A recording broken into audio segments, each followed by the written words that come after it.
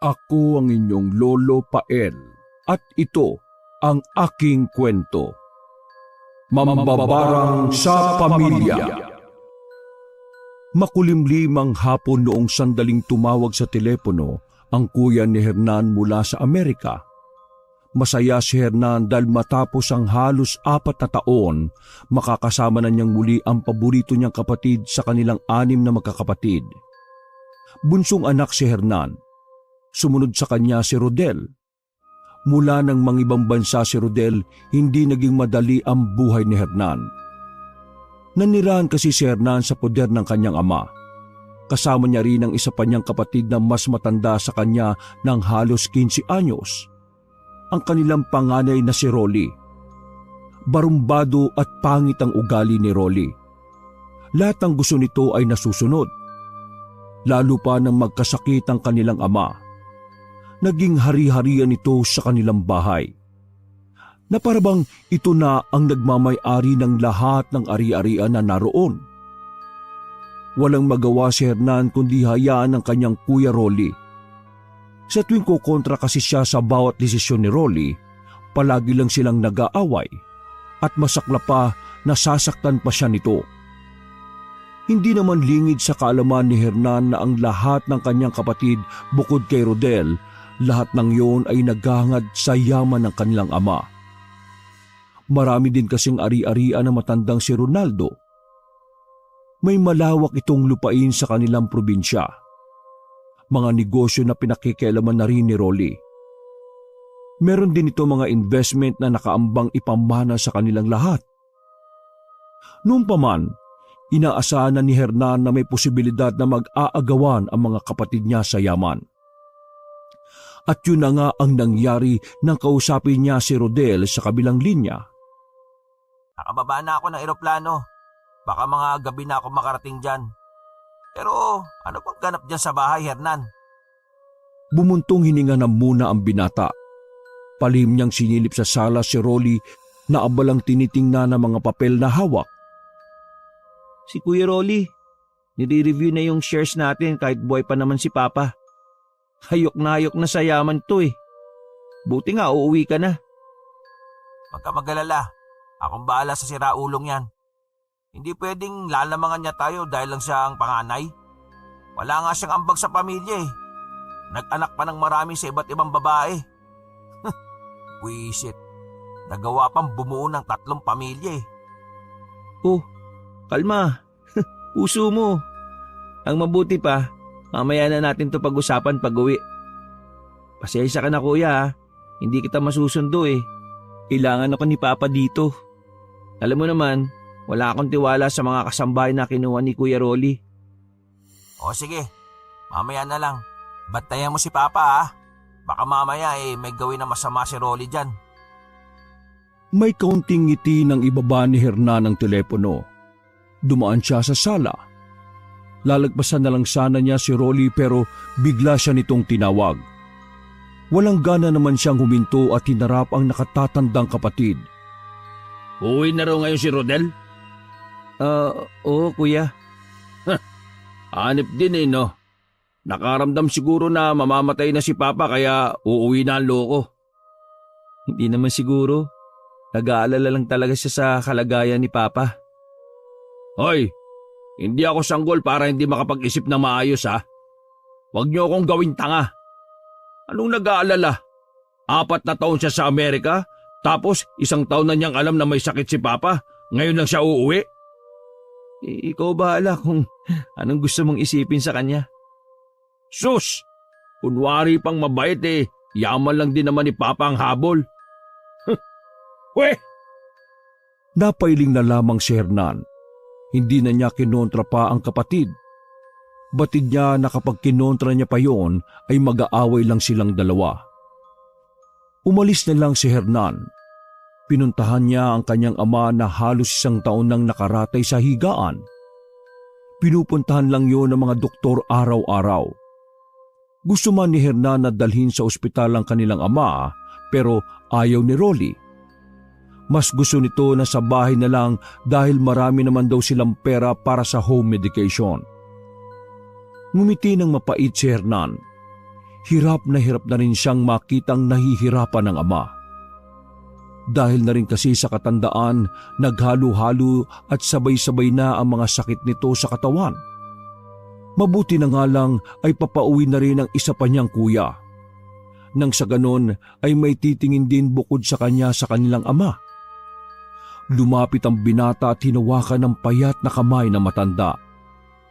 Nakakapa niya agad ang buto nito dahil halos butot balat na lang talaga yun. Pa, pauwi na si Kuya Rodel. Di ba matagal mo nang gusto makita si Kuya? Wala siyang natanggap na tugon. Nanatili lang na nakapikit ang matanda. Paminsan-minsan lang din kasing nagigising yon. 1 o 2 beses lang sa isang linggo. Kamag-alala pa. Ngayon nandito na si Kuya Rodel, may magtatanggol na rin sa inyo laban kay Kuya Rolly. Nakaramdam ng kaunting kirot sa puso ang binata. Kahit na matagal ng gano'n ang kalagayan ng kanilang ama, hindi pa rin siya nasasanay. Hinahanap-hanap pa rin niya ang masigla, masiyahin at palabirong ama. Napalunok na lang siya ng laway. Batid niyang malabo na kasing makabalik sa dati ang matandang si Ronaldo. Ayaw man niyang isipin, pero sa puntong yun pa lang ay tinatanggap na niyang mawawala rin ang kanilang ama. Matapos niyang silipin ng ama, ay nagtungo muna siya sa 3 palapag ng kanilang mansyon. Pinuntahan niya ang kwarto ni Rodel na maraming taon nang hindi nagagamit. Kada 1 beses sa 1 buwan, nililinis ni Hernan ang silid na yon. Pero sa tanghaling yon, meron siyang napansin. Teka, anong letra to? Nakatingin ang binata sa haligi ng kama. May mga letra kasing nakaukit doon na weirdo ang pagkakasulat. May pagkakahawig sa pangkaraniwang letra pero medyo kakaiba rin. Si Ate Roda siguro naglagay nito. Si Roda ang sinundan ni Rodel. Noon pa man, weirdo na talaga ang kapatid nilang si Roda. Kung ano-anong nakakatakot na bagay ang pinapanood nito. Mahilig din yung magbasa-basa ng mga hindi pangkaraniwang babasahin. Gaya na lang ng tungkol sa pambabarang. Tama, si Ate Roda gumawa nito. Kasi bago magkwarto si Kuya Rodel dito, si Ate Roda muna gumamit nito. Ay, nako, nakakamiss din si Ate Roda kahit na parang baliw-baliw minsan. Mabilis na lumipas ang mga sandali. Sumapit na ang kinagabihan. Habang nagbabasa ng libro si Hernan sa kanyang silid, narinig pa rin niya sa sala ang pamilyar na boses ng lalaki. Sabik na binitiwan ng binata ang kanyang libro at tumakbo pababa. Nakita niyang nasa sala na si Rodel na dala ang isang maleta. Walang nagbago sa mukha ng lalaking si Rodel. Parang hindi man lang tumanda ang mukha nito. Kahit 4 na taon na ang nakalilipas. Sa halip, mas nagbuka yung bata. Nakakatawa mang isipin pero parang kasing edad lang din ito ni Hernan. Kuya Rodel! Malapad ang ngiti ni Rodel nang lingunin sa hagdan si Hernan. Agad na nagyakap ang dalawa. 4 na taon lang tayong nawala, parang mas lalo kang tumangkad ah. Siyempre, wala naman tayong laing bansot eh. Nasaan pala si Rolly? Nawala ang ngiti sa mukha ni Hernan. Tuwing maririnig niya talaga ang pangalan na yon, parang nasisira ang araw niya. Ay nako, buti nga't wala yun dito sa pagdating mo eh. Ayun, nandun yata sa sabungan. Nagwawaldas na naman ng perang hindi sa kanya. Siraulo talaga yung taong yan kahit na kailan eh no. Di bali, wala naman akong pakialam sa kanya eh. Si Papa, nasaan siya? Nandun, nasa taas. Ilagay mo muna dyan ang maleta mo. Tara, puntahan natin si Papa. Umakyat ang dalawa. Pagdating nila sa silid ni Ronaldo, tuwang-tuwa si Hernan dahil saktong nakadilat ang kanyang ama. Pa, nandito na si Kuya Rodel. Pa, nandito na po ako. Dahan-dahang lumingon na matanda sa kanila. Tumigil ang tingin nito kay Rodel. Wala pang ilang sandali, nanginig na ang matandang si Ronaldo. Nataranta ang magkapatid. Sa itsura na matanda kasi ay para itong inatake sa puso. Pa, anong nangyayari sa inyo? Pa!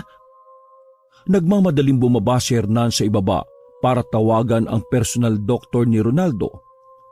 Laking pasasalamat nila sa Panginoon dahil nung mga oras na yon, papunta na rin pala ang doktor sa kanilang mansyon. Agad na naasikaso ang matandang si Ronaldo. Nakahinga sila ng maluwag nang sabihin ng doktor na nasa maayos ng kalagayan ng matanda. Dagdag pa nito, hindi pwede ang extreme emotion kay Ronaldo dahil maaari itong atakihin sa puso. Ayon pa rito, dala lang daw ng sobrang pagkasabik ang naging dahilan kung bakit nangyari yon sa matanda. Maraming salamat po, Dok. Tumango lang ang doktor at sumakay na rin ito sa sasakyan. Buntong hininga na lamang ang pinakawalan ng dalawa. Pakiramdam ko talaga, may pinapainom si Rolly para mas madaling mamatay si Papa eh. Tingin mo, gagawin niya talaga yun? Oo, napakasama ng ugali ng panganay natin na yan eh. Walang pakialam yan sa pamilya. Alam mo bang pinagbanta niya yung dalawa nating kapatid? Sinabi niya na kapag pumunta mga yun dito, ipapapatay niya. Talagang ayaw niya na may kahati pa sa mamanahin natin eh. Totoo ba yan? Saan mo naman nalaman? Nakausap kami ni Roda sa telepono bago ako lumipad. Ay nako, hayop talaga yan si Kuya Rolly. Kawawa naman sila Kuya Jess at si Ate Roda kung wala sila makukuha. Mga kapatid din naman natin sila. Masaol pa sa demonyo yung Rolly na yan. Diyos na ang bahala sa kanya. Mabilis lang ang karma, Kuya. Bakas sa mukha ni Rodel ang matinding galit para kay Rolly. Tinapik-tapik na lamang ni Hernan ang balikat ng kuya niya para kahit na papaano ay kumalma ito. Tumambay na lamang silang dalawa sa sala. Nag-inom sila sandali. Pero maya-maya lang nakita nila na pumasok na sa gate si Rolly. Agad na nag-init ang ulo ni Rodel. Sinalubong nito si Rolly at agad nitong sinuntok ang kapatid. Walang niya ka! Napakawalang kwenta mo talagang tao! Paano mo nagawang pahirapan si Papa? Aba, gago to ah. Humarang agad si Hernan sa kanila kaya hindi nakaganti si Rolly. Tama na yan! Ano ba? Maawa nga kayo kay Papa? Bakit nandito si Papa sa bahay sa halip na nasa ospital? Sinasadya mo ba talagang mamatay na lang siya, ano? Wala kang alam. Kararating mo lang dito, aasa ka ng ganyan. Wala kang galang ah. Nagulat na lang si Hernan nang biglang dumukot ng baril si Rolly. Nanlalaki ang mata nitong hinarangan si Rodel. Uy, Rolly! Wag! Nakikiusap ako sa iyo. Uminahon nga kayo. Huwag tayong dumating sa ganitong punto. Pakiusap! Itong bida-bida mong kuya eh. Sira ulo. Tuluyan ko na yan eh. Sige, iputok mo. Para malaman natin kung may magagawa yung baril mo, ano? Natigilan sila nang marinig ang sigaw na yon. Lahat sila ay napatingin sa gate. Isang babaeng may daladalang malaking bag ang naroon. Mahaba at medyo sabog ang buhok. Mukha na itong maraming anak kahit hindi naman nagkaroon ng asawa. Ate Roda, paano nyo nagagawa magpatayan ngayong kailangan tayong lahat ni Papa? Mga wala kayong puso. Lumapit ang babae at tinago ang baril ni Rolly. Wala namang nagawa si Rolly dahil ang totoo, tatakutin lang naman sana nito si Rodel. Aba, isa na naman ka ate. Hindi ako nagpunta rito para makihati sa yaman na pinag-aawayan nyo. Nandito ako para kay Papa. Sus! Nagkukunwari ka pa. Rolly, hindi lahat ng tao katulad mo. Gusto mo pariling kita? Uy! Ibaba mo yan! Takot ka pala eh. Umayos na kayo ah. Nauna nang naglakad ang babaeng si Roda. Napapailing na lamang si Hernan sa lahat ng nangyari. Pero laking pasasalamat na rin ni Hernan dahil kung hindi dumating si Roda, malamang sa malamang ay may pinaglalamayan na. Nagharap-harap ang apat sa sala. Nung una ay nagpapakiramdaman lang sila. Walang nagsasalita. Pero Una nang binasag ni Rolly ang katahimikan para simulan ang usapan. Alam ko, kahit hindi nyo aminin, nag-aangad din naman kayo sa maiiwang yaman ni Papa eh.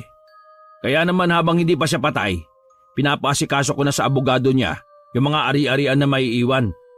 At kung gaano kalaki ang shares ng bawat isa sa atin. Pero siyempre, dahil akong panganay, mas malaki sa akin. Di ba dapat ang hatian ng yaman dapat nakabase kung sino yung may kwentang anak? Malabo naman na ikaw yun, di ba? Malabo rin naman na ikaw at itong si Roda. Malabo rin.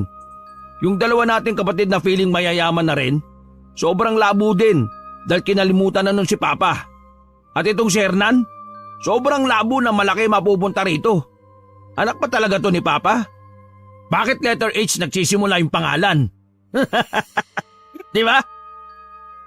Huwag ka masyado sugapa. Lahat tayo rito anak ni Papa. Kung anong meron ng isa, dapat pantay sa isa. Wala to sa kung sino ang unang anak. Pantay-pantay ang tingin sa atin ni Papa. Huwag kang pabida masyado Kagaya ng sinabi ko, bahala kayo sa pamanan na yan. Ibang ipinunta ko rito, hindi pera. Tiningnan ni Hernan ng maigi ang kanilang ate. Hindi nakikitaan ni Hernan ang pagiging sakim ang babae. Noon pa man, hindi na talaga mahilig sa pera si Roda. Bagay na kinagigiliwan noon ng kanyang ama. Kaya sa oras na yon, naniniwala siya na iba ang pakay ni Roda.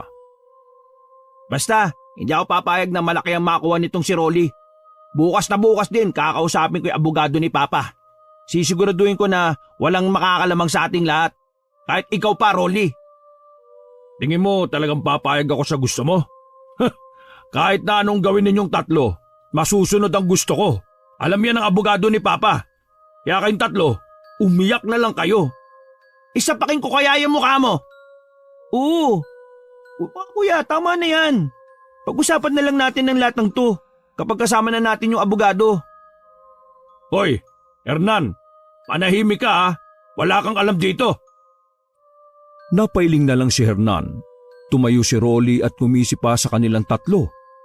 Talagang masayang masaya pa si Rolly na iniinsulto sila. Sumakay ang lalaki sa sasakyan nito habang tumatawa ng tumatawa. Roda, Hernan, huwag kayong papayag na mangyari yung gusto ni Rolly Kapag yan ang nasunod, mas lalo masisira ang pamilyang to. Nakakatawa kayo.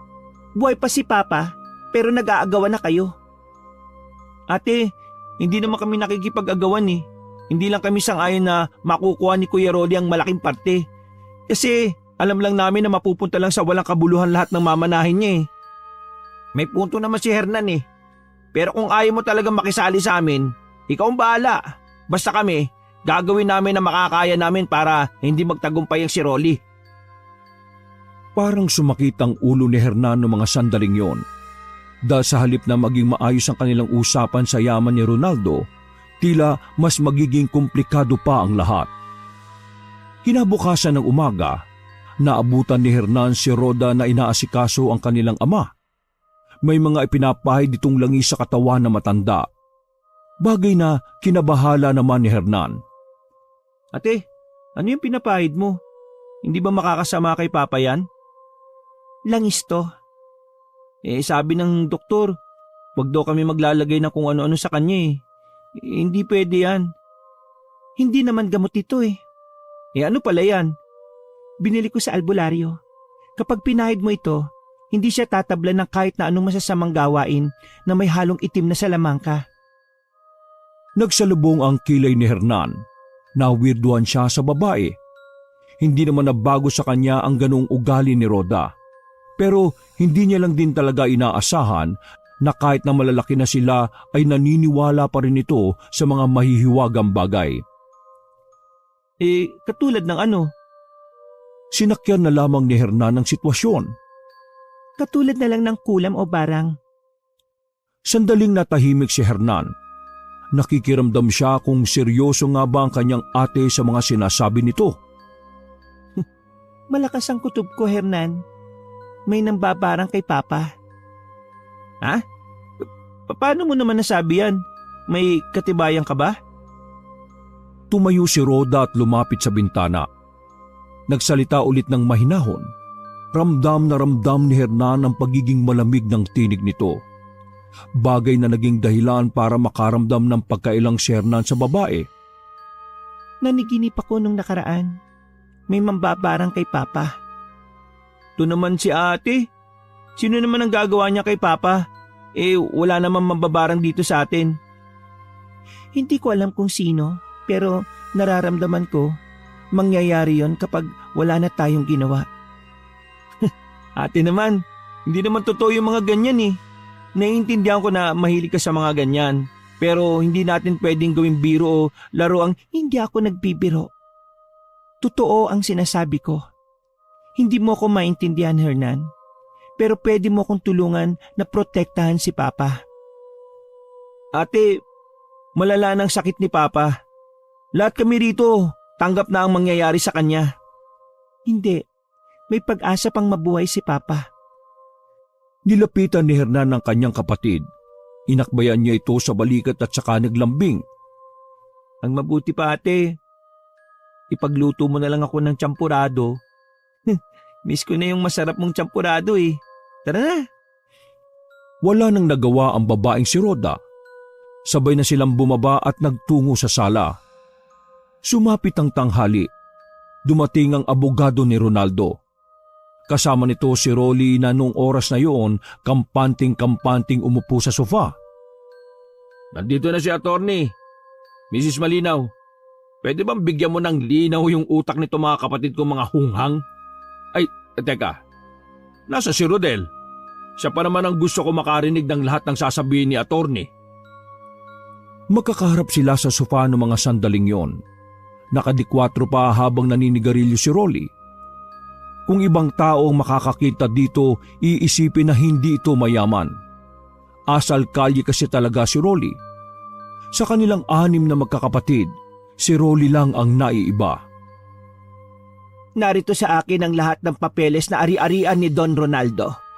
At ayon sa mga iniwang sulat ng Don, malaki sa mga ari-arian niya ay mapupunta kay Rolly. Sandali lang, paano nangyari yun? Hindi nga yung makasundo ni Papa. Hindi ko rin alam.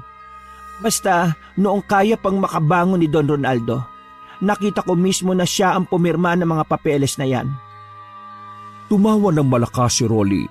Parang abot hanggang langit ang ngiti. Hindi pa man nababahagi ang mga yaman, pakiramdam na ni Rolly na siya na ang nanalo. Kuya Rolly, umamin ka nga. Pinilit mo ba si Papa? O baka kinasabot mo itong si attorney para wala na talaga kaming magawa? Siraulo ka ba? Tingin mo papayag yang si attorney na gawin ko siyang tanga? Abogado yan. Kung kasasabotin ko yan, pwede niya akong ireklamo. Tanggapin niyo na lang kasi na hindi kayo mahal ni Papa kahit na kayo ang mga mababait. Isa sa nakikita ko ring dahilan, si Rolly ang matagalan niyang kasama. Kaya kahit ayaw sa kanya ng Don, siya ang pinagkatiwalaan. Hoy, correction lang ha. Hindi naman sa ayaw sa akin ni Papa. Marami lang kaming hindi pagkakaunawaan. Hindi ko kikilalanin, ha? Napatigil ang sasabihin ni Hernan nang biglang mapasigaw si Rhoda sa tabi niya. Hawak ng babae ang cellphone nito habang umiiyak na nakatingin sa screen. Ate, ano nangyari? Bakit ka umiiyak? Si Jess, si Mila, wala na. Sa gulat ay napatayo si Hernan. Agad na tiningnan ni Hernan si Rolly. Masama ang tingin sa ipinukol nito sa kanilang nakatatandang kapatid. Agad din namang tumayo si Rolly at tinulak si Hernan. Ang sama mo makatingin ah. Bakit? Anong problema mo? Kapag nalaman lang namin na may kinalaman ka sa pagkawalan nila kuya at ate, magbabayad ka. Oh, attorney, nagbabanta oh. Anong kaso sa ganyan? Natigil lang ang girian ng dalawa nang tumayo na rin si Rhoda. Kailangan ko makita si Jess at Mila. Ano ba kasi nangyari ate? Pinahan sila. Parang may anghel na dumaan dahil biglang naghari ang katahimikan. Hindi makapaniwala si Hernan sa sinabi ng kanyang ate, habang si Rolly naman ay mukhang hindi kumbinsido.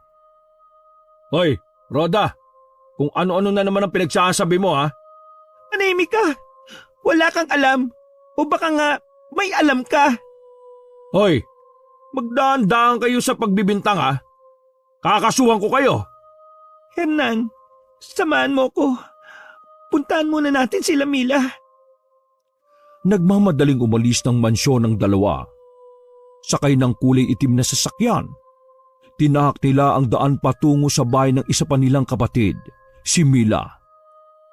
4:00 na ng hapon na makarating sila roon. Kahit may kaya sa buhay si Mila, nakatira pa rin yon sa medyo liblib na lugar. Kaya naman naninibago si Hernan sa punto na naroon na sila. Hanggang dito na lang ang sasakyan natin. Hindi na tayo makakapasok sa loob dahil masyado nang malubak. Tumangon na lamang si Hernan. Nagtataka lang siya dahil mayaman naman ang ate Mila niya, pero sa ganung uri ng lugar piniling tumira. Sinimulan na lang nila ang paglalakad. Makalipas lang ang halos 15 minuto, nakarating na rin sila sa malaking bahay na kulay puti. Sa gate pa lang nakilala na ng mga kasambahay na umiiyak si Rhoda. Agad silang pinapasok sa loob. Nagmamadali silang nagtungo sa kinaroroonan ng silid ng babaeng si Mila. Pagtulak nila ng pinto, bumungad ang katawan ng babae sa kama.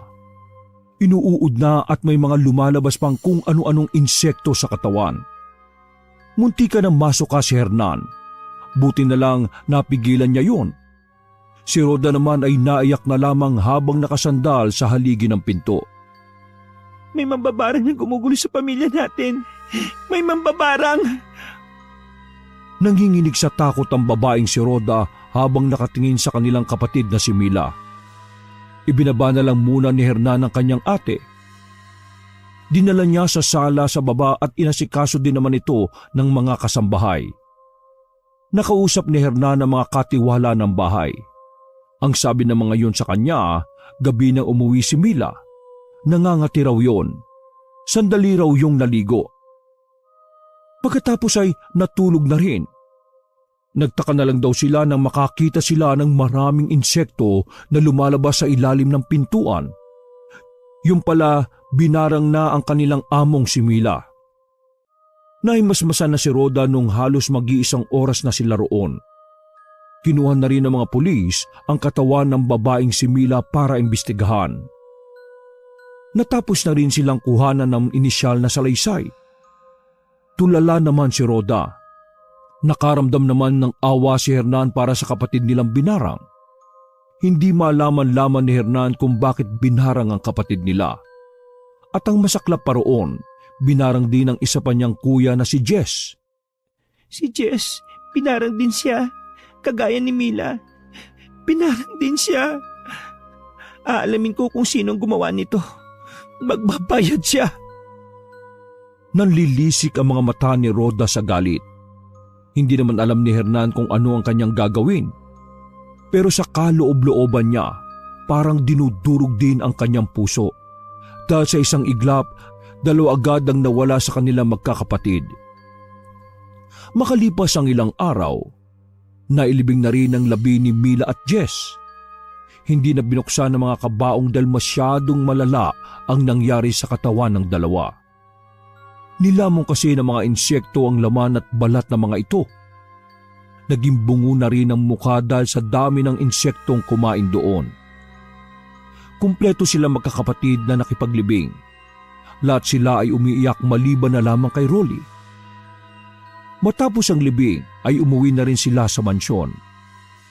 Walang ano-ano, biglang sinapak ni Rodel ang kanilang panganay na si Rolly.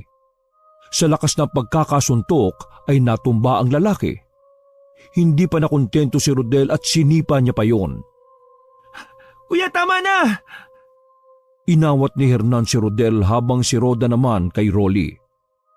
Anong ginawa mo sa kanila? Ha? Anong ginawa mo sa kanila? Aba, pinagbibintangan mo ako sa pagkamatay ni na Jess at Mila? Tingin mo marunong ako mambarang? Huwag mo kaming gawing mga tanga rito. Pwede ka magbayad ng mambabarang para barangin sila. Noong nakaraan, nagsabi sa akin si Ate Rhoda na pinagbanta mo si Jess at Mila na kapag pumunta sila sa mansyon, may mangyayaring masama sa kanila. Bago mamatay si Jess, Nagkausap kami sa phone eh. Sabi niya uuwi siya rito. Baka kaya sila namatay kasi nakaabot sa iyo yung balita na makikihati rin sila sa yaman ni Papa. Uy Rolly, ikaw lang huling nagbanta sa buhay nila. Wala kaming pwedeng ituro na salarin dito eh. Abay mga gago pala kayo eh. Kung gusto ko silang patayin, bakit ko pa sila ipababarang? Babarilin ko na lang sila para mas madali. Pero sinasabi ko na sa inyo, hindi ako ang nagpabarang o bumarang sa kanila. Huwag ka na magkaila. Ikaw ang nagpapatay sa kanila. Pinabarang mo sila. Pasalamat ka. Wala pang nagagawang batas para sa barang na yan eh. Pero itong tandaan mo, magsisisi ka sa huli. Tinulak ni Rolly palayo si Roda. Galit na galit nitong sinapak si Rodel. Kahit mamatay pa ako ngayon, wala akong ginawa sa kanila. Alam yan ng Diyos. Habang nagtatalo pang dalawa, biglang umalis si Roda at umakyat sa itaas. Sinundan naman din yun ni Hernan. Kailangan ni Papa ang langis na ito para hindi siya mabarang. Iniisa-isa na tayo. Hindi pwedeng pati si Papa ay madamay. Hinayaan na lamang ni Hernan ang ginagawa ni Roda. Naiiyak na lamang ang binata habang nanonood doon. Natigil lang sa ginagawa si Roda nang sumunod pala si Rolly doon. Tinulak nito ang babae. Lalong nainis si Rolly nang maamoy ang langis na nakapahid na sa binti ng kanilang ama. Ano bang ginagawa mo? Siraulo ka ba? Nag-hire pa ako ng tagalinis ng katawan ni Papa tapos ikaw, papahira mo lang ng kung ano-ano? Bakit? Bakit ayaw mo? Kasi natatakot ka na baka dito malabang barang kay Papa dahil dito sa langis? Sinampal ng malakas ni Rolly si Roda. Agad din namang umawat si Hernan at inalalaya naman ni Rodel ang babae. Pwede ba? Yang kabaliwan mo, iwanan mo na kung saan ka man nanggaling. Hindi niya magagamot si Papa. Ang kailangan ni Papa, gamot! Wala nang lunas ni Papa. Hinihintay na lamang natin ang oras niya. Pero kahit tanggap ko na ang mangyayari, hindi ko matatanggap na mamatay siya dahil sa barang. Isa pang banggit mo ng barang na yan. Papakaladkad na kita sa gwardya. Abay napakawalang iya mo rin talaga no, Rolly. Napalingon silang lahat sa matanda nang mapansin na gumalaw na yon. Sabay-sabay silang lumapit. Pa? Dumako ang tingin ng matanda kay Rodel. Bigla na lang itong naiyak at saka nanginig. Palagay ni Rodel, nakita nito ang pasa sa kanyang mukha kaya yun nagkaganon. Dali na natin si Papa sa ospital. Hindi pwede. Dito lang yan at tatawagin ko ang doktor niya. Tanga ka ba? Mamamatay na si Papa kung habang buhay siya narito. Alam nating wala ng pag-asa si Papa. Kaya huwag ka nang tatanga-tanga. Dito lang siya dahil yun ang hiling niya. Hindi nagpapigil si Rodel. Sinapak niya ulit si Rolly ng 2 beses. Nang bumalandra si Rolly ay pinatulungan na nilang buhati ng matandang si Ronaldo. Mga buwisit! Bahala kayo sa buhay niyo! Isinakay nila ang kanilang ama sa sasakyan. Nakarating naman sila sa ospital. At dahil mayaman ay agad din naman silang naasikaso doon. Nasa pribadong silid ang matanda. Naagapan naman ang muntikan ng kamatayan ni Ronaldo. Kaya nakahinga sila ng maluwag noong mga sandaling yun. Hindi pa tayo nakaka-move on sa pagkawala ni Kuya Jess at Ate Mila. Tapos ganito pa ang mangyayari. Gawin natin ang lahat para hindi mabarang si Papa. Hindi pwede. Ito naman, puro barang nasa isip. Pwede ba mag-focus muna tayo sa kung ano yung dapat? Nanahimik si Roda. Mga ilang minuto lang lumabas ang doktor. Kinumpirma sa kanila ng doktor na maayos na ulit ang paghinga ng matanda. Pero isang bagay ang pinagtataka ng doktor. May nakita raw kasi mga insekto sa loob ng brief ni Ronaldo. Nang marinig yun ni Roda, bigla na lang itong pumasok sa silid ng kanilang ama. Sinundan naman agad ito ng 2 lalaki. Walang ano-ano ay sinuri ni Roda ang loob ng damit ng kanyang ama. At halos nanlumo ang babae nang makitang may mga maliliit na bukol sa tagiliran si Ronaldo. Bukol na merong insekto na umuumbok pa. Tila gusto nitong lumabas sa bukol na yon. Ito na nga ba sinasabi ko eh. Pinarang na si Papa. Nanlalaki ang mata ni Hernan. Hindi rin siya makapaniwala sa kanyang nasasaksihan. Kailangan natin alisin sa ospital na ito si Papa. Uy, para ka naman sira eh. Kita mo nang hirap na hirap si Papa sa bahay eh. Ibabalik mo pa para mas lumalakas ang barang kapag ang biktima ay dinadala sa lahat ng lugar na may teknolohiya ng agham. Ate, iyak ka na naman eh. Lumalalim ka na naman eh. Ayos ka lang ba? Habang tumatagal, pawirdo ka na ng pawirdo eh. Makinig kayo sa akin. Pinarang na si Papa. Kailangan na natin siyang alisin dito. Nakikiusap ako sa inyo. Kung gusto niyo pang maagapan natin ng barang, ilabas natin si Papa rito. Kuya Rodel, ano sa tingin mo? Ay, kainis. Naawa na ako kay Papa. Pero sige, para matahimik na tong si Roda. Kasi, yan nga oh, paano papaliwanag yung mga insekto na yan? Agad na pinaasikaso nila ang paglabas. Kaso pag-uwi nila ng mansyon, nilalangaw na ang matandang si Ronaldo. Bagay na ikinagulat naman ni Rolly noong mga oras na yon. Oh, anong nangyari dyan? Pero hindi nila pinansin si Rolly. Diretso silang umakyat sa itaas. Hiniga nila ang ama sa kama. Dumistansya sila ng bahagya dahil dumadami na talaga ang insekto. Hindi natin dapat dinala si Papa sa ospital. Umipekto ang barang nang dalhin natin siya doon eh. Anong gagawin natin ngayon? Albularyo, tumawag ng... Mas lalo silang naalarma nang makitang nangingisay na ang matanda. Habang tila pinaglalaroan niyo ng mga insekto, hindi mapakali ang buo nitong katawan. Sinubukan nilang pigilan ang paggalaw ng kanilang ama. Pero hindi rin naman sila makalapit dahil na rin sa dami ng magkakahalong insekto. Wala na si Papa. Namatay sa barang si Papa. Nanlumo si Hernan. Kinikilabutan siya habang nakatingin kay Ronaldo. Kahit si Rolly na loko-loko ay nabigla rin. Sino ba kasing lintik na mambabarang na yan? Iyak ni Roda ang maririnig sa silid na yon. Dahil sa mga pagkakataong yon, tuluyan na ngang bumigay ang katawan ng matandang si Ronaldo. Sa pagkamatay ni Ronaldo, dito na opisyal na nagkabigayan ng parte sa yaman na naiwan ng kanilang ama. Katulad ng nakalagay sa habilin ni Ronaldo, mas malaki ang yaman na mapupunta kay Rolly. Pero may kaunting pagbabago dahil malaki-laki na rin ang mapupunta kay Hernan. Ang tanging naiiba lang ay si Rodel. Matapos i-cremate ang labi ng negosyanteng si Ronaldo, nag-usap-usap ang magkakapatid sa sala.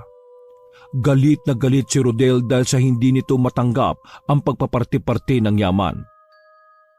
Agagawa ng lahat ng to, Atty. Malinaw.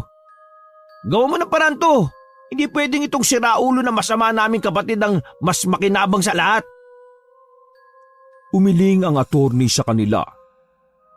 Sir Rodel, yan ang nakalagay sa pinirmahang papel ni Sir Ronaldo. Wala na po akong... Bakit si Hernan? Nagawa ng paraan.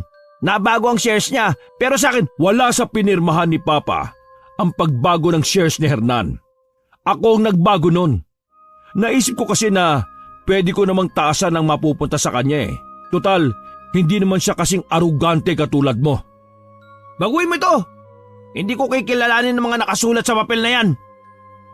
Kahit na umiyak ka pa ng dugo, wala nang magbabago. Ito ang gusto ni Papa. Wala ka nang magagawa doon. Preskong tumayo si Rolly at tumitit pa ito ng tabako. Attorney, halika na.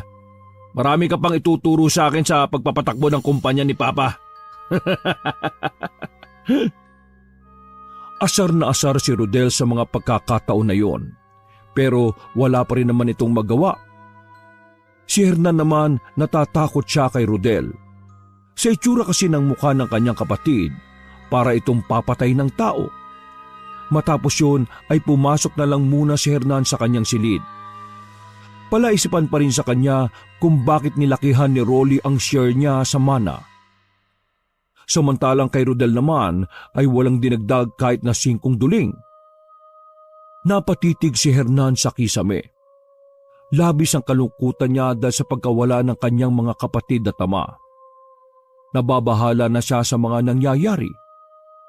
Wala siyang ideya kung sino ang maaaring gumawa ng pambabarang sa mga nabiktima. Hindi niya tuloy maiwasan na hindi isiping baka sila na ang isusunod nito. Diyos ko, tulungan niyo sana ako sa mga nangyayaring to. Sa kakaisip ng kakaisip, nakatulog na ang binata. Mahaba ang kanyang itinulog. Paggising niya ay umaga na pala.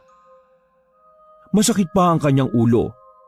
Lumabas siya ng kanyang silid. Narinig niya sa kabilang kwarto na parang may mga tao roon. Naglakad siya patungo roon. Pagsilip niya, nakita niya sa loob si Rhoda na may kasamang matandang babae. Ate, ano to? Pinapasuri ko sa albularyo kung anong klaseng barang ang ginawa kay Papa at kung sino ang bumarang sa kanya.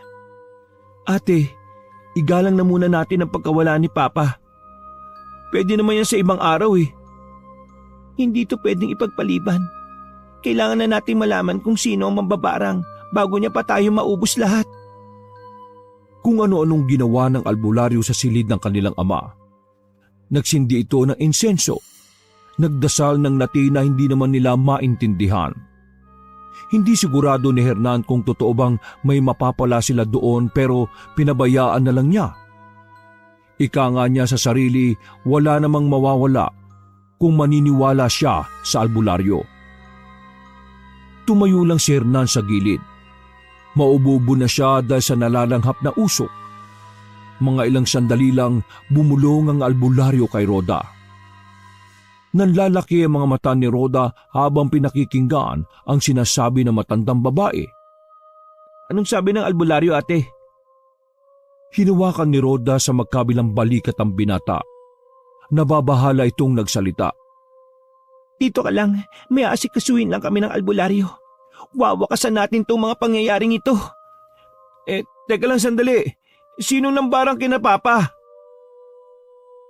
Hindi na siya nilingon pa ng kanyang kapatid. Dire-diretso yung bumaba at naiwang mag-isa si Hernan doon. Napalibot na lamang ng tingin si Hernan sa buong silid ng kanyang amang si Ronaldo. Naroon pa rin sa kama ang mga bakas ng dugong dulot ng paglabas ng mga insekto. Pagsapit ng tanghali, sabay na kumain si Hernan at Rodel. Hindi pa rin humuhupa ang galit ni Rodel dahil sa napag-usapan tungkol sa yaman. Habang makakaharap, pinagmamasdan ni Hernan ang lalaki. Parang may nagbago kasi sa mukha ni Rodel na hindi niya matukoy. Kuya, namamayat yata yung mukha mo. Ayos ka lang ba? Na-stress ako eh. Baka yun ang dahilan. Gusto mo, atin na lang din tayo sa shares ko? Napatigil sa pagmuya ang lalaking si Rodel. Seryoso itong tumingin kay Hernan at saka ngumisi sandali. Ano ka ba? Iyo yun eh. Iba naman ang sa akin. Tsaka, kung bibigyan mo lang ako, di lalo ko lang naramdaman na talagang totoong si Papa ang may gusto sa sistema ng shares. Pero, kung sakaling magbabago ang isip mo wala namang problema sa akin, kuya. Napakabait mo talagang tao. Sige na, tapusin mo na yung kinakain mo. Aalis tayo. Ha? Saan tayo pupunta? Aalamin natin kung anong ginagawa ni Ate Rhoda. Ha? Bakit? Anong meron sa ginagawa niya? Hernan, hindi mo ba napansin? Mula nang dumating si Rhoda dito, sunod-sunod na ang mga nangyaring ito. Tsaka di ba, si Rhoda lang naman ang weirdo sa ating magkakapatid. Siya lang naman ang may nalalaman dyan sa mga barang-barang na yan eh. Kuya, sinasabi mo bang… Oo, nag-iinala ako kay Rhoda. Pero bakit niya naman gagawin yung kina Papa? Simple lang, yaman, ganun. Isinabi naman ni ate di ba na wala siyang pakialam sa yaman na makukuha natin? Hernan, bata ka pa lang. Sa mga ganitong sitwasyon, talong mabilis maniwala. Siyempre, sinabi lang niya yun para maging kampante tayo na tayo lang maghahati. Ang hindi natin alam, baka naghihintay lang siya na magkapatayan tayo. Tapos, saka siya papasok. Napasandal si Hernan sa kinauupuan niya. Napagtanto niya na maaring may punto nga ang kanyang Kuya Rodel. Hernan, tayong dalawa lang ang magkakampi rito. Hindi natin alam, baka si Rolly at Roda pala ang lihim na pinagtutulungan ako. Walang salitang lumabas sa bibig ni Hernan. Sa isang iglap, nagbagong tingin niya sa babaeng si Roda. Pagkatapos kumain, maganda na sana sila sa pag-alis nang biglang dumating naman si Roda. Tumingin lang ang babae sa kanilang dalawa. Walang gana itong nagtungo sa sariling silid. Nagkatinginan si Hernan at Rodel. Nilalaman ng tingin na yon ang hinala na baka may kinalaman nga si Roda sa pambabarang. Sinundan ni Hernan ang kanyang ate sa taas. Kita niyang nakahiga na si Roda. Namumutla ang mukha. Nakatitig lang sa kisame. Aalis na sana si Hernan nang magsalita ang babae. Hernan, pinaghihinalaan mo ba ako? Sa hindi malamang dahilan, nakaramdam na lamang ng kakaibang kilabot ang binata. Nagtindigan ng kanyang mga balahibo. Nakaramdam din siya ng panlalabig sa mga pagkakataong yon. Bumangon ang babae, binuksan din naman ni Hernan ng malawak ang pinto.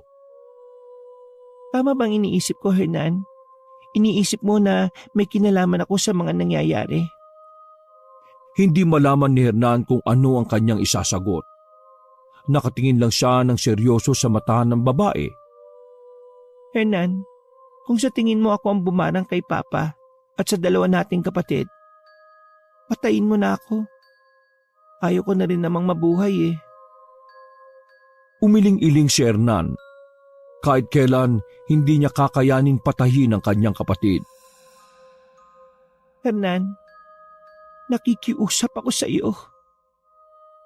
Hindi pinakinggan ni Hernan ang pinagsasasabi ni Roda.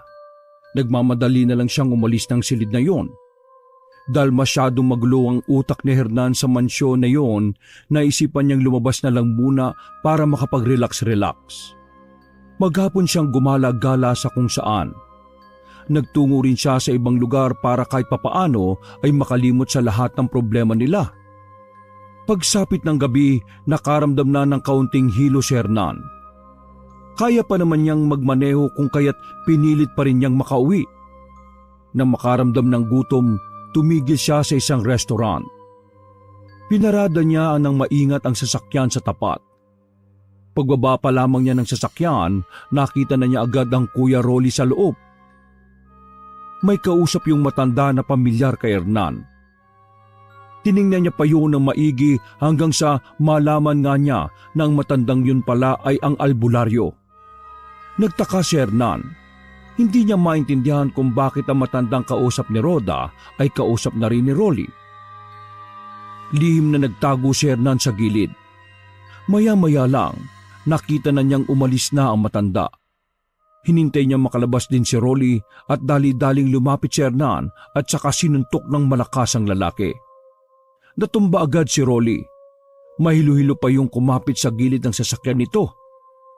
Ano bang problema mong hampas lupa ka? Di ka ba masaya sa shares mo? Ha?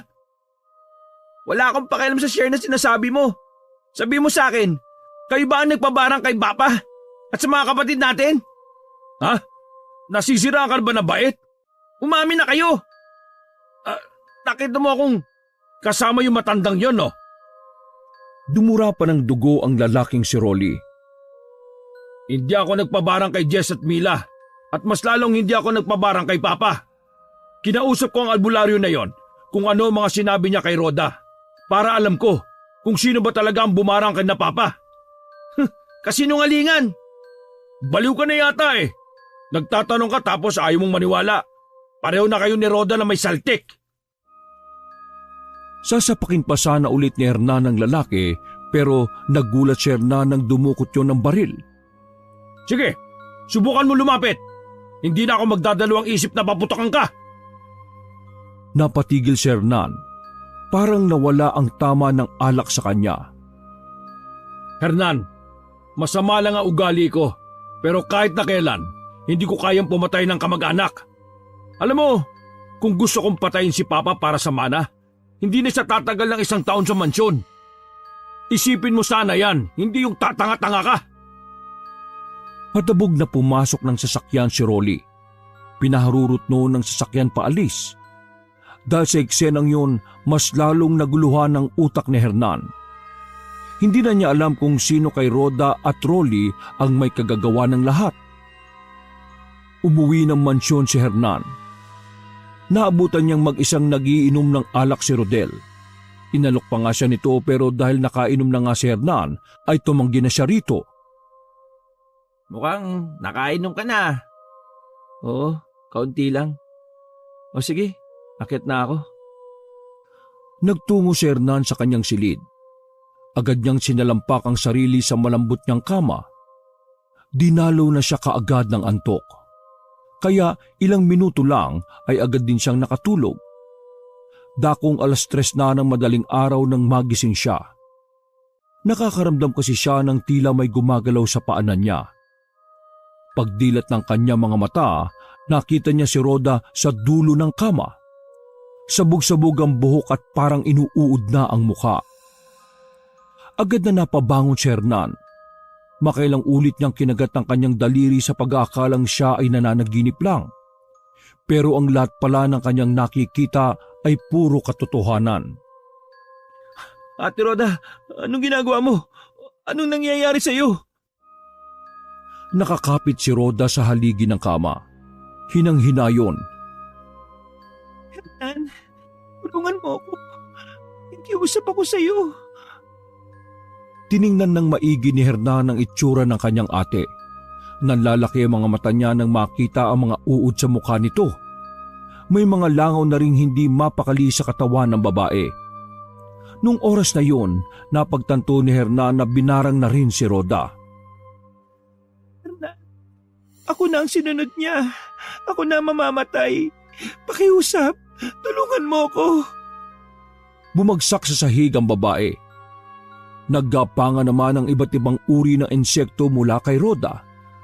Ate! Ate! Hindi na gumagalaw ang babaeng si Rhoda.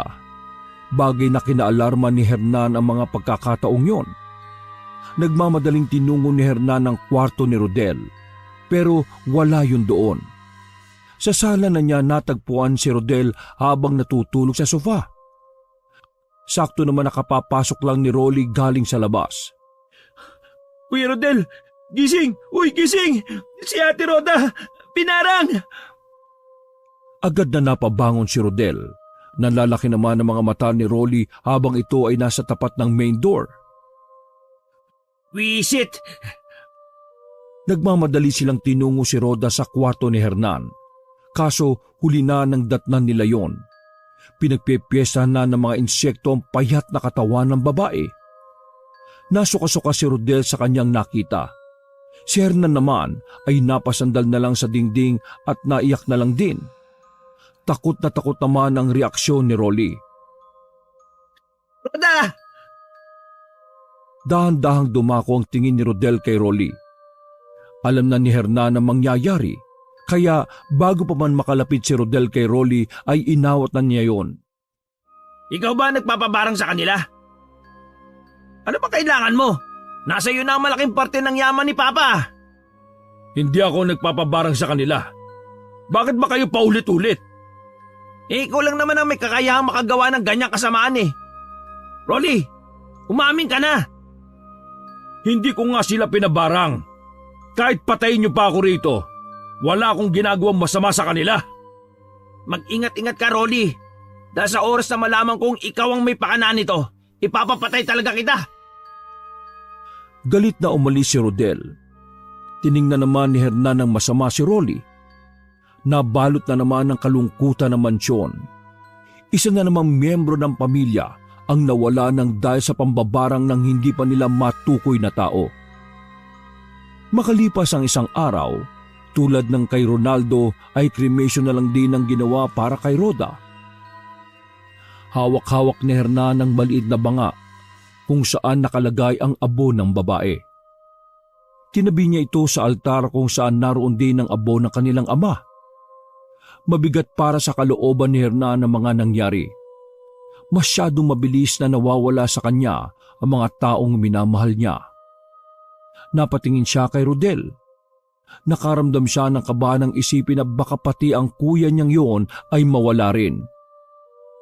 Tingin ko, kailangan na rin natin maghanap ng expert. Kailangan natin makumpirma kung may kinalaman nga talaga si Rolly sa pambabarang sa kanila. May kilala ka bang eksperto? Wala rin eh, pero susubukan ko maghanap. Inakbayan ni Rodel si Hernan at ngumiti ito ng mapait. Hernan, kung sakali mang ako ang susunod, pakiusap ko lang na panagutin mo ang may kagagawa ng lahat ng ito, ha? Huwag kang nga magsalita ng ganyan, kuya. Kailangan mo maging handa sa mga posibleng mangyari. Hindi natin alam kung ano ba talaga yung kayang gawin ni Rolly. Bumuntong hininga na lamang si Hernan.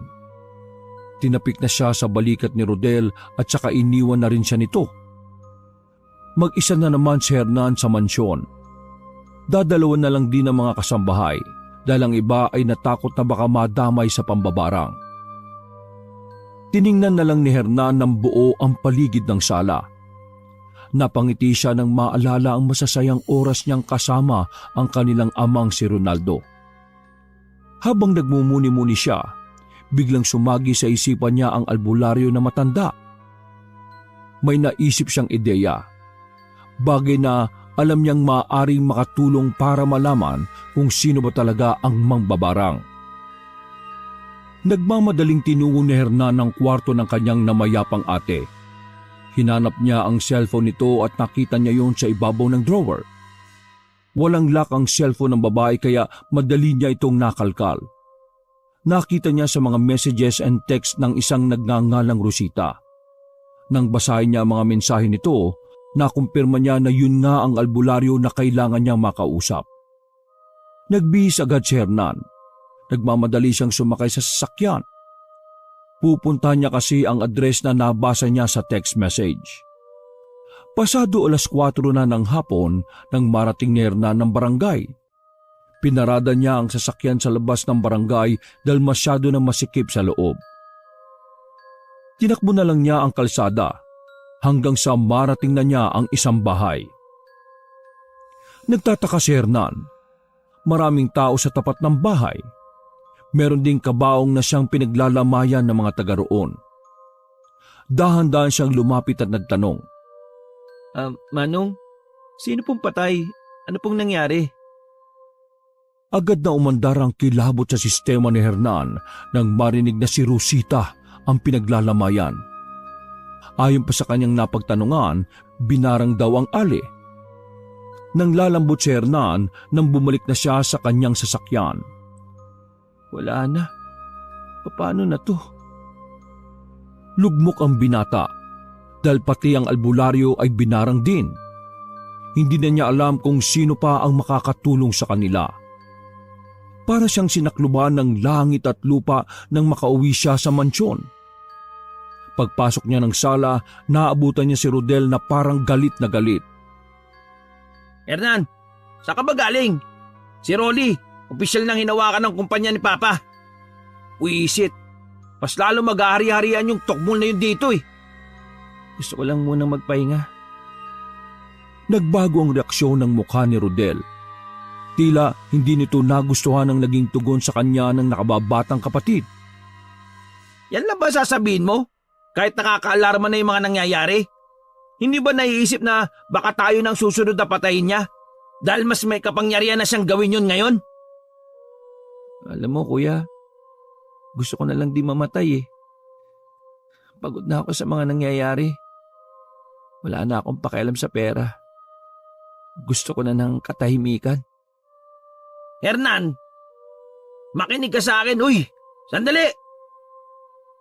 Hindi na muling lumingon pa si Hernan. Walang gana siyang umakyat ng ikalawang palapag. Itinulog na lang niya ang sama ng kanyang loob. Sa kalagitnaan ng kanyang pagkahimbing, isang pangit na panaginip ang kanyang naranasan. Nakikita niya sa panaginip ang isang anino na hugis tao. Nakaupo yun sa gitna ng malaking bilog na pinalilibutan ng mga kandila. Hawak-hawak ng anino ang malaking garapon na puno ng mga insektong tila gustong kumawala. May mga salitang binabanggit ang aninong yon na hindi rin naman niya maintindihan. Maya-maya pa, mas lalong nabahala si Hernan nang makita ang larawan ng attorney na naroon. Nanlalaki ang kanyang mga mata. Ang nakakatakot na tawa ng anino ng tila nagsisilbing mabigat na batong nakadagan sa dibdib niya. Nahihirapan na siyang huminga. Mabuti na lang, nagising siya bago pa siya tuluyang malagutan. Hingal na hingal ang lalaki. Habol-habol niya ang kanyang hininga. Tagaktak ang pawis sa kanyang buong katawan. Takot na kinuha niya ang rosaryo sa gilid ng kanyang kama. Panaginip lang pala. Panaginip lang. Pagtingin niya sa oras, madaling araw na naman. 5:00 na. Tahimik pa rin ang buong paligid. Nakaramdam siya ng gutom kaya naisipan niyang magluto ng makakain sa kusina. Pagbaba niya ng sala, saktong kararating lang din ni Rolly. Napatingin lang ng masama si Hernan sa kanyang kuya Rolly. Pinag-iisipan na naman niya ito ng masama. Oh, bakit ganyan ka makatingin? Pansin ko, laging alanganin ang pag-uwi mo ah. May ginagawa ka na naman sigurong kakaiba.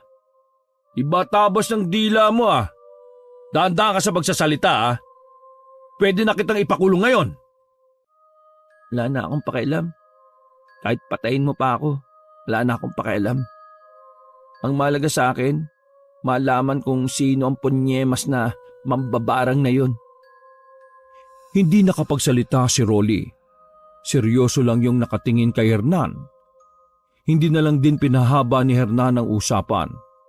Inisip na lang niya, mas maigi ng tahimik kesa magpang-abot sila ulit. Habang nasa kusina, palihim na sinisilip ni Hernan ang kanyang kuya Rolly sa sala. Hindi niya alam pero sa mga puntong yon, pakiramdam niya ay may mga nagbago na sa lalaki. Hindi niya lamang matukoy kung ano. Matapos magluto, ay bumaba naman ang hagdan si Rodel. Kakagising lang din ito. Nakatinginan pa nga ng masama si Rodel at Rolly, pero himalang hindi nagkasagutan ng dalawa. Kalmado ang oras na yon. Saktong-sakto para sa lamig ng klima. Kahit na papaano, nakaramdam ng kapayapaan si Hernan. Kapayapaan na alam niyang pansamantala lang. Kinaumagahan, maagang umalis ng bahay si Rodel. Naiwan si Hernan at Rolly sa mansyon. Abala lang si Hernan sa paglilinis ng sasakyan nang marinig nito ang mataas na boses ni Rolly. Naintriga si Hernan kaya lumapit siya ng bahagya para marinig. Bakit? Ano ba nangyari dyan? Binarang? Nabitiwan ni Hernan ng hose na hawak-hawak nang marinig ang sinabi ni Rolly. Paglabas ni Rolly ay nagmamadali itong makasakay ng sasakyan. Parang naistatwa si Hernan sa kanyang kinatatayuan. Sumakit ng bahagya ang kanyang ulo sa kakaisip. Anong nangyari dun? Bakit nagmamadali yun? Natauhan si Hernan nang marinig si Rodel na nasa main door. May hawak ng tasa ng kape. Tumugon naman si Hernan nang nanginginig ang boses. Si attorney, wala na. Patay na rin. Binarang. Muntik nang maibugan ni Rodel ang iniinom niyang kape. Napalapit ito kay Hernan. Si attorney malinaw? Binarang? Hindi kaya si Kuya Rolly talaga ang bumabarang? Kasi bakit pati si attorney? Diba dapat matuwa pa siya kasi tinulungan siya ni Mrs. Malinaw na mapadali yung mga shares na mapunta sa kanya? Isa lang ang naiisip kong dahilan. Baka may nalalaman si attorney na ayaw ipaalam ni Rolly sa iba. Kuya, anong gagawin natin? Mukhang tayo nang isusunod. Napahawak sa baba si Rodel. Sandali nitong binitiwan ng kape at nag-isip ng malalim. Kailangan natin ikulong si Rolly. Kung siya nga ang nambabarang, kailangan niyang hindi makaalis sa isang lugar para hindi na siya makapambarang. Sa katunayan, hirap din namang isipin ni Hernan na kayang mambarang ni Rolly. Nakilala niya kasi ang lalaki bilang barumbado at loko-loko. Pero lahat ng detalyeng pinagtatagpi-tagpi niya at tanging si Rolly lang ang lumalabas na may ginagawang kababalaghan. Hapon, sakto alas 5. Pinalis ni Rodel ang natitirang 2 kasambahay para sa gagawin nila. Hinanda nila ang storage room na siyang pagkukulungan nila kay Rolly. Dakong alas 6 na nang makabalik si Rolly ng bahay. Napansin ni Hernan na parang nababahala ang mukha ng lalaki. Umupo si Rolly sa sofa habang si Hernan naman ay nagtitimpla ng kape. Dala ang 2 tasa ng kape, pumunta siya sa sala at inilapag yun sa mababang lamesa. Totoo ba yung narinig ko kanina? Binarang si attorney? Masamang tingin ang pinakawalan ni Rolly sa kanya. Parang mananapak yun anumang oras na ito ay mapikon. Oo, binarang si attorney. Tapos ano, ako na naman ang may kasalanan. Wala akong sinasabi nagtatanong lang ako. Lumayas ka nga sa harapan ko. Wala ako sumud. Paala ka. Iniwan ni Hernan ang tasa ng kape. Pag-akyat niya ng hagdan, nakita niyang ininom yun ni Rolly. Wala pang 1 minuto, bigla na lang bumagsak si Rolly sa sahig. Umepekto agad ang gamot na inihalo ni Hernan sa kape. Agad na tinawag ni Hernan si Rodel sa kwarto nito. Mabilis nilang hinila ang lalaki patungo sa kanilang storage room. Itinali nila yun sa upuan. Nilagyan pa nila ng duct tape. Walang malay ang lalaking si Rolly. Tumutulo pa ang laway nun habang nakatungo sa upuan. Sigurado ka ba na hindi makakasama sa kanya yung hinalo ko? Hindi, pampatulog lang yun, Hernan. Ano, dito ka muna. Oh, saan ka pupunta? Kukuha ko ng gamit na makakapagpaamin dyan sa taong yan. Huwag mo sabihin na torturein natin tong si Kuya Rolly. Kung yun lang ang paraan para umamin siya, gawin na natin. Pero kuya, wala sa usapan natin yun. Ang usapan natin, ikukulong lang siya. Oy, makinig ka sa akin ha. Si Rolly ang mambabarang. O kung di man siya, alam kong may kinakausap siyang tao para barangin tayo. At yun ang dapat nating malaman para makaligtas tayo sa gagawin niya. Sige na, dito ka lang, aalis ako. Teka, sandali. Mabilis na lumabas ang lalaking si Rodel. Naiwan si Hernan na nagbabantay kay Rolly. Umupo siya sa gilid. Pinagmasdan niya ng maigi ang kanilang nakatatandang kapatid. Tinuri niya rin ang katawan nito kung may mga maaaring marka na maging daan para makumpirma niya na si Rolly nga ang mambabarang. Pero wala siyang makita na kahit na ano. Kahit isa ay wala. Makalipas lang ang halos 15 minutos, hindi pa rin nakakabalik si Rodel. Buong akala ni Hernan ay sa loob lang din ng mansyon maghahanap si Rodel ng mga gamit. Pero nang hanapin ni Hernan ang kapatid sa mansyon ay hindi niya yun makita. Saan naman kayo nagpunta yun? Kainis naman Naalarma si Hernan nang marinig na nagsisigaw si Rolly sa storage room. Nagmamadali siyang tumungo roon. Galit na galit si Rolly. Kung makakawala lamang ito, ay baka pinagsasapak na siya nito sa muka. Bakit ako nakatali rito? Anong ginawa mo sa akin kanina, ha? Pakulam mo ako rito! Nang malaman mo, hinahanap mo! Pasensya ka na, pero kailangan kong gawin to, sabi ni Kuya Rodel Ha! Si Rodel ang may pakana nito? At ikaw, basta ka nalang sumusunod? Wala ka bang utak, ha? Bakit ka pumapayag sa gusto niya? Dahil ikaw ang mambabarang Napanganga si Rolly. Nabigla ito sa sinabi ni Hernan sa kanya. Hindi na nito maiwasang mapamura. Ay tarantado! Tingnan mo mukha ko. Mukha ba akong mambabarang? Mukha ba akong nagpapaniwala sa mga ganyan? Ngayon ko nga lang nalaman yung barang-barang na yan nung mamatay si Papa dahil dyan Mas pipiliin ko pang pumatay ng tao gamit ang baril kaysa pumatay gamit ang barang-barang na yan. Pero ikaw ang tinuturo ng mga katibayan namin Pinagbantaan mo sila Kuya Jess at Ate Mila na wag uuwi rito kahit papatayin mo sila. Nang malaman mo na uuwi sila, bigla na lang silang nabarang. Napadalas ang paggising ni Papa.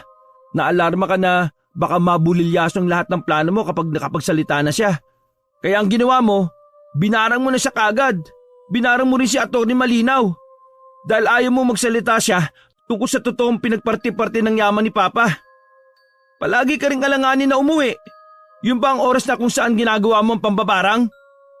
Abay gago ka pala eh. Hindi ko na alam kung paanong humantong na sa ganyan ang utak mo. Ano ba mga sinasabi sa iyo ni Rodel? Ha? Ang tanga-tanga mo. Bakit ka nakikinig sa kanya? Bakit hindi ka magsagawa ng sarili mong investigasyon para malaman kung totoong ako ang nambabarang? Paliwanag mo muna ang lahat bago ko maniwalang hindi ikaw. Gabi na ako umuwi dahil kailangan ko mag-asikaso sa mga negosyong iniwan ni Papa. Kung may alam ka sa negosyo, maintindihan mo ko. Kaso wala eh, kasi nga tanga ka. At oo, pinagbantaan ko sila Jess at Mila. Pero hindi dahil sa gusto ko lang mawala sila sa makikihati. Kundi dahil sila ang unang nagplano na patayin na si Papa para maghati-hati na tayo. At yung sinasabi mong nabahala ako kasi mapapadalas ang paggising ni Papa. Mali ka. Sa katunayan, mas pabor nga sa akin na gumising siya para malaman ko kung ano yung gusto niyang sabihin sa akin bago siya magkaganyan. Gustong sabihin? Oo, bago tuluyang mabaldado si Papa, sinabi niya sa akin noon na kahit na anong mangyari, wag na wag ko siyang dadalhin sa ospital. Hindi ko alam kung bakit, pero nakiusap siya sa akin. Pinagbigyan ko siya kahit na papano.